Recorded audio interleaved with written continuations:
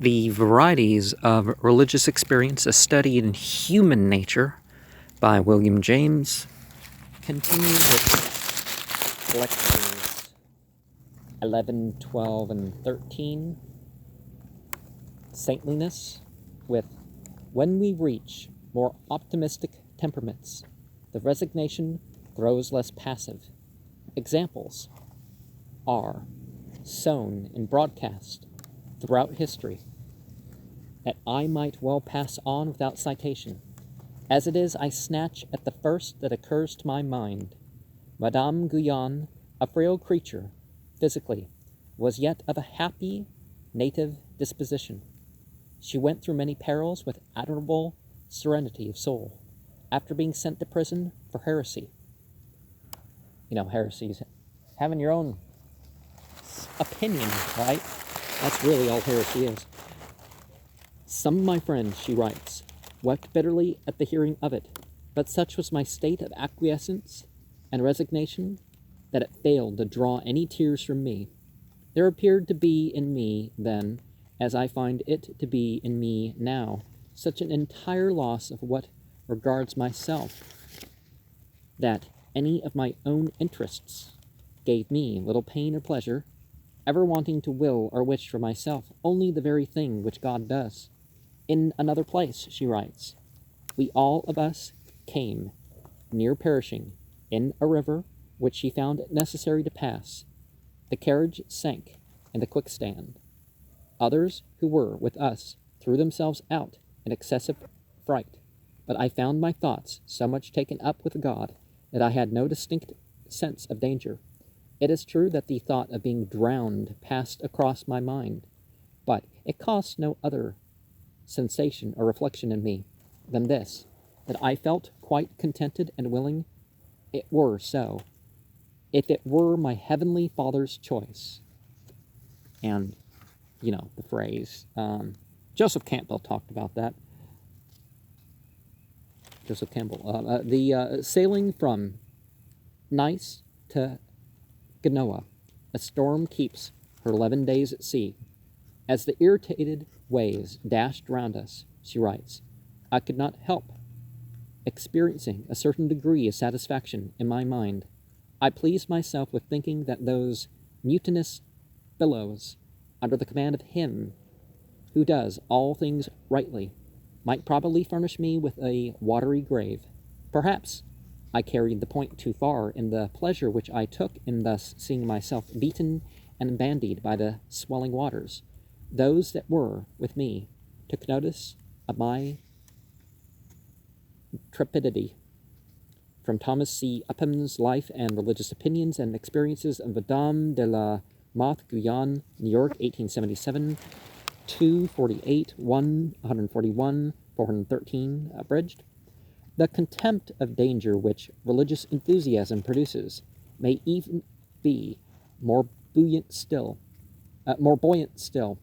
I take an example from that charming recent autobiography, With Christ at Sea by Frank Bullen. A couple of days after he went through the conversion on shipboard, of which he there gives an account. It was blowing stiffly, he writes, and we were carrying a press of canvas to get north out of the bad weather. Shortly after 4 bells, we hauled down the flying jib, and I sprang out astride the boom to furl it. I was sitting astride the boom when suddenly it gave way with me. The sail slipped through my fingers, and I fell backwards, hanging head downwards over the seething tumult of shining foam under the ship's bows, suspended by 1 foot. But I felt only high exultation in my certainty of eternal life, although death was divided from me by a hair's breadth, and I was acutely conscious of the fact. It gave me no sensation but joy.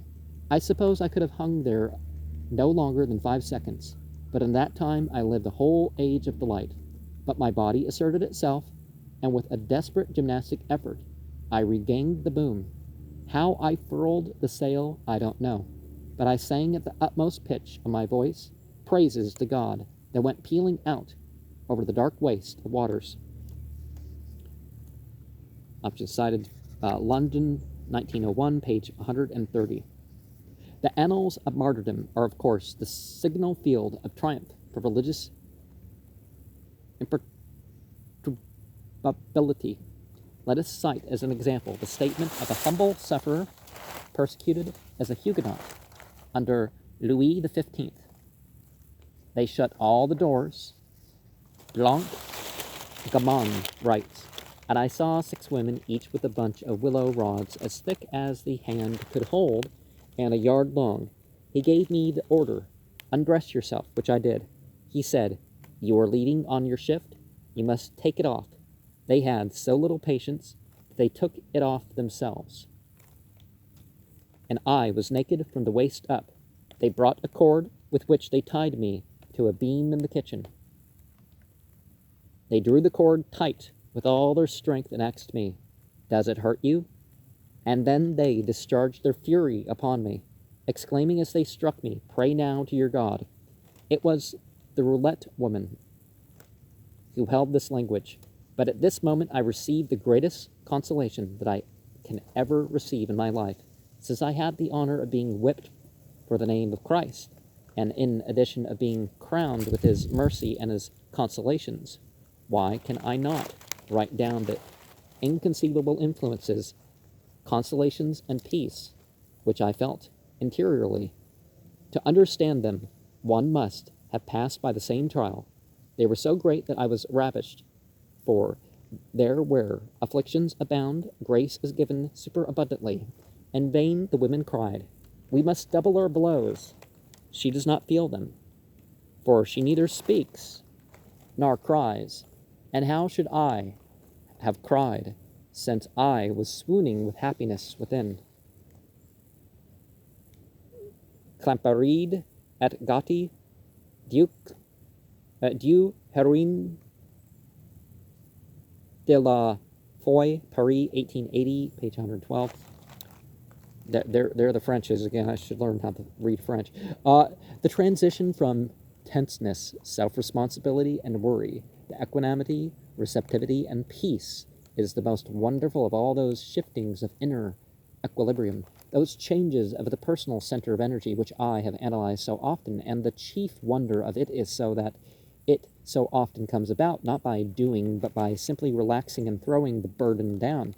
This abandonment of self-responsibility seems to be the fundamental act in specifically religious as distinguished from moral practice. It antedates theologies and is independent of philosophies. Mind cure, theosophy, stoicism, ordinary neurological hygiene insist on it as emphatically as Christianity does, and it is capable of entering into closest marriage with every speculative creed. Well, not all creeds are speculative, but compare these 3 different statements of it. A.P. Call, as in Matter of Course, Boston, 1894. H.W. Dresser, in Living by the Spirit, New York and London, 1900. H.W. Smith, The Christian's Secret of a Happy Life, published by the Willard Tract Repository, and now in thousands of hands. Christians who have it strongly live in what is called recollection, and are never anxious about the future, nor worry over the outcome of the day. That's overstating, but yeah. Of St. Catherine of Genoa, it is said that she took cognizance of things only as they were presented to her in succession, moment by moment. To her holy soul, the divine moment was the present moment, and when the present moment was examined in itself and in its relations, and what the duty that was involved in it was accomplished, it was permitted to pass away as if it had never been, and to give way to the facts and duties of the moment which came after. T.C. Upman, Life of Madame Catherine Adorno, 3rd edition, New York, 1864, page 158, 172, 174. Hinduism, mind cure, and theosophy all lay great emphasis upon this concentration of consciousness upon the moment at hand. And of course, Hinduism, there's no Hinduism religion. It's just the British people saying, well, it happens in that part of the world. but they don't really say Africanism. Or, oh, I guess they kind of did, right? The next religious symptom, which I will note, is what I have called purity of life. The saintly person becomes exceedingly sensitive to inner inconsistency or discord, and mixture and confusion grow intolerable. All the mind's objects and occupations must be ordered with reference to this special spiritual excitement, which is now its keynote. Whatever is unspiritual taints the pure water of the soul and is repugnant. Mixed with this exaltation of the moral sensibilities, there is also an ardor of sacrifice. For the beloved deity's sake of everything unworthy of him, sometimes the spiritual ardor is so sovereign that purity is achieved at a stroke. We have seen examples. Usually it is more gradual of conquest. Billy Bray's account of his abandonment of tobacco is a good example of the latter form of achievement. I had been a smoker as well as a drunkard, and I used to love my tobacco as much as I loved my meat, and I would rather go down into the mine without my dinner than without my pipe.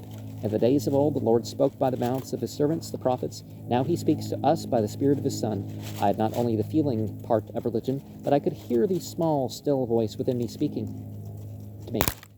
When I took the pipe to smoke, it would be applied within. It is an idol, a lust. Worship the Lord with clean lips. So I felt it was not right to smoke. The Lord also sent a woman to convince me. I was one day in a house, and I took out my pipe to light it at the fire, and Mary Hawk, for that was the woman's name, said, "Do you not feel it is wrong to smoke?" I said that I felt something inside me telling me that it was an idol, a lust, and she said that was the Lord. Then I said, now I must give it up, for the Lord is telling me of it inside, and the woman outside. So the tobacco must go, love it as I may. Now, Islam has a little bit clearer of guidance. Instead of like, well, don't be a drunkard. And it's like, what about other drugs? Well, pharmakeia, right?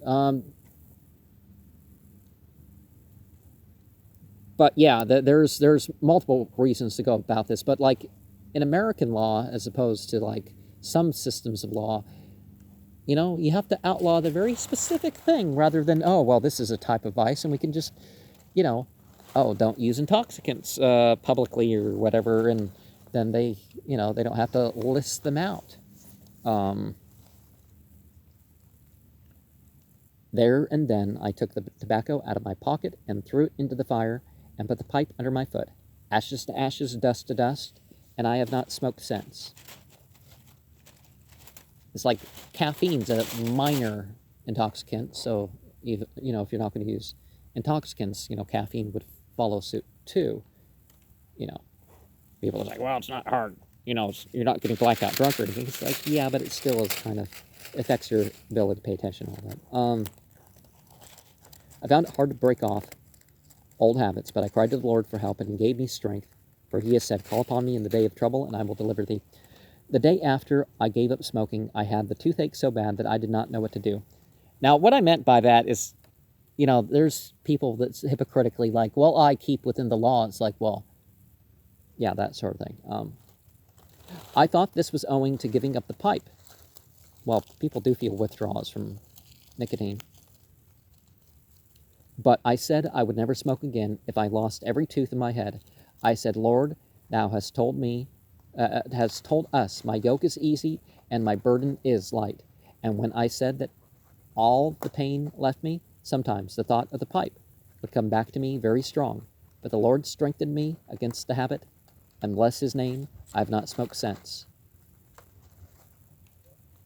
You know, B vitamins, whole grains, that's, you know,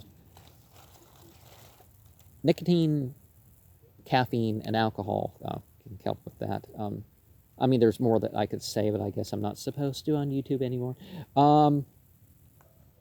Bray's biographer writes that after he had given up smoking, he thought that he would chew a little, but he conquered this dirty habit too. On one occasion, Bray said, when at a prayer meeting at Hicks Mill, I heard the Lord say to me, worship me with clean lips. So when we got up from our knees, I took the quid out of my mouth and whipped and threw it under the form. But when we got on our knees again, I put another quid into my mouth. Then the Lord said to me, worship me with clean lips. So I took the quid out of my mouth and whipped and under the form again, and said, Yes, Lord, I will. From that time I gave up chewing as well as smoking, and am a free man. Well, bad for you and unclean perhaps aren't necessarily the same thing. So there's issue with the language, but yeah, I totally get that one. I knew a guy that he gave up smoking for because of his kids, and well, he still chewed tobacco, so he's still there's still going to be some issues for him down the line with that. But the ascetic forms which the impulse for veracity and purity of life may take are often pathetic enough.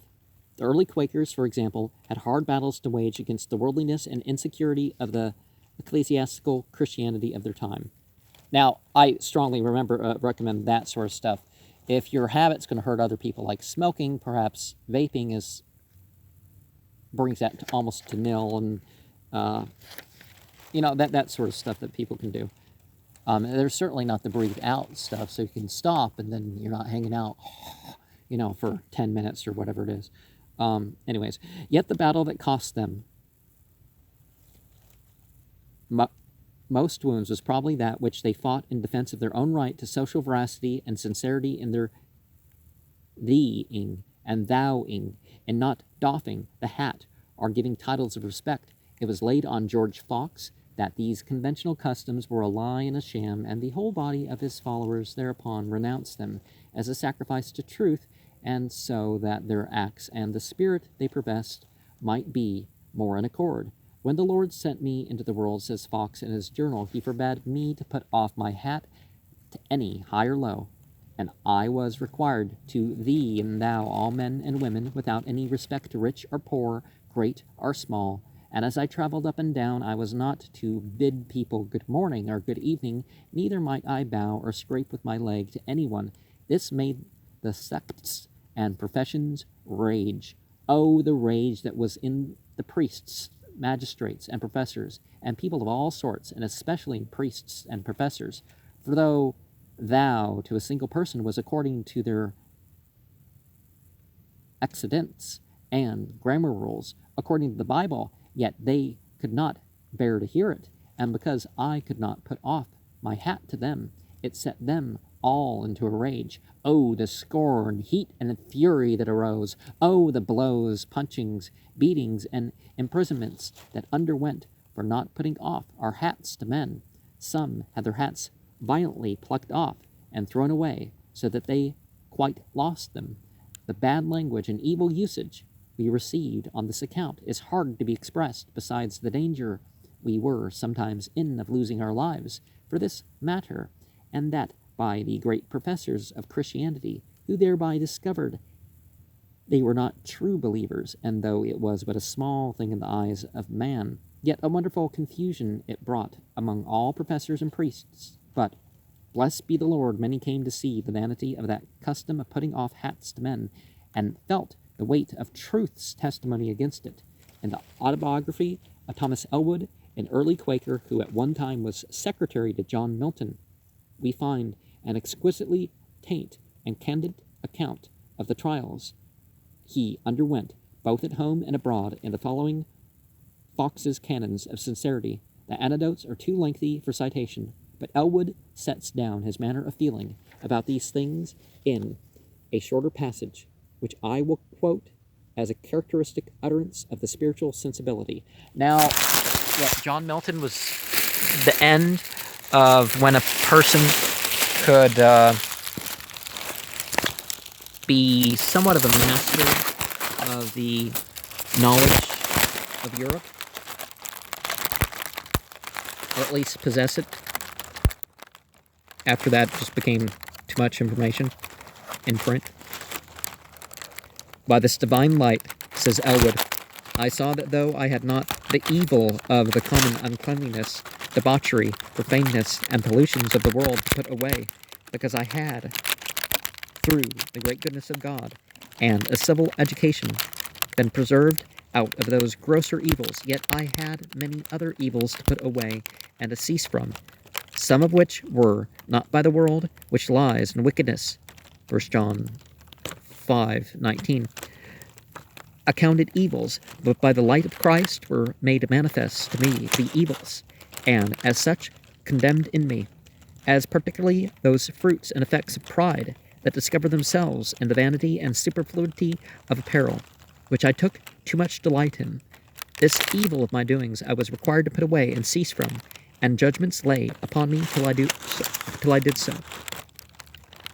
I took off from my apparel those unnecessary trimmings of lace, ribbons, and useless buttons, which had no real service, but were set on only for that which was by mistake called ornament, and I ceased to wear rings.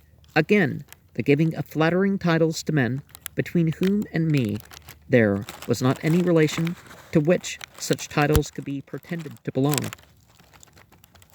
This was an evil I had been much addicted to, and was accounted a ready artist in. Therefore this evil also was I required to put away and cease from. So that thenceforward I durst not say, Sir, master, my lord, madame, or my dame, or say your servant to any one to whom I did not stand in the real relation of a servant, which I had never done to any. Again, respect of persons in uncovering the head and bowing the knee or body in salutations was a practice I had been much in the use of, and this being one of the vain customs of the world, introduced by a spirit of the world instead of the true honor, which this is a false representation of, and used in deceit as a token of respect by persons to one another, who bear no real respect to one another, and besides this, being a type and proper emblem of that divine honor which all ought to pay to Almighty God. You know, because in the Bible you kneel and you prostrate and stuff as part of your prayer. And which all the sorts who take upon them the Christian name appear in when they offer their prayers to him, and therefore should not be given to men. I found this to be one of those evils which I had been too long doing. Therefore I was now required to put it away and cease from it. Again, the corrupt and unsound form of speaking in the plural to a single person, you to one instead of thou, contrary to the pure, plain, and single language of truth, thou to one and you to more than one, which had always been used by God to men, and men to God, as well as one to another, from the oldest record of time till corrupt men for corrupt ends, in latter and corrupt times to flatter, fawn, and work upon the corrupt nature in men, brought in that false and senseless way of speaking you to one, which has since corrupted the modern languages, and hath greatly debased the spirits and depraved the manners of men. This evil custom I had been as forward in as others, and this I was now called out of and required to cease from. These and many more evil customs which had sprung up in the night of darkness and general apostasy from the truth and true religion were now, by the inshining of this pure ray of divine light in my consciousness, gradually discovered to me to be what I ought to cease from, shun, and stand a witness against. And this is in the History of Thomas Elwood, written by himself in London, 1885, page 32 to 34, and we'll continue this maybe today, maybe tomorrow. Well, you can't see from the